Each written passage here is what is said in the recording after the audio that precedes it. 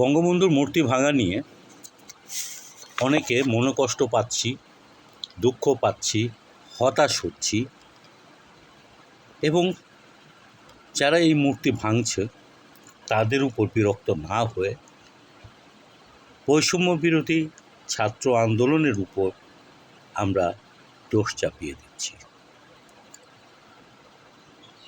বঙ্গবন্ধু মুক্তিযুদ্ধের স্থপতি বলে দাবি করছি বঙ্গবন্ধু মুক্তিযুদ্ধের মাধ্যমে স্বাধীন একটা বাংলাদেশ দিয়েছিলেন। দাবি করছি বঙ্গবন্ধু জাতির পিতা। আচ্ছা, আমার খুব জানতে ইচ্ছা করে, মুক্তিযুদ্ধের বাংলাদেশে কি আয়নাঘর থাকতে পারে? ডিবি অফিসে বন্দিশালা থাকতে পারে? গভীর সমুদ্রে খুন গুম করে ফেলায় দেওয়া যায় কাউকে? যদি বঙ্গবন্ধুর উত্তরাধিকার দাবি করা কোনো রেজিম এই কাজটি করে, তখন কি বঙ্গবন্ধু খুন হয়ে যায় না বহু আগেই?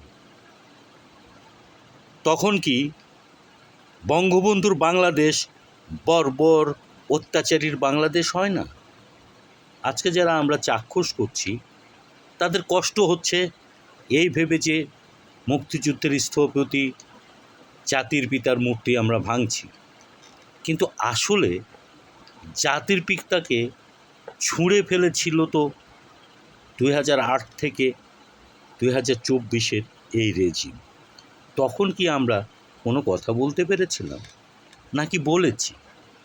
যদি না বলে থাকি, সেটা যদি আমাদের ভুল হয়, সেটাকে কি কেউ ক্ষমা করবে?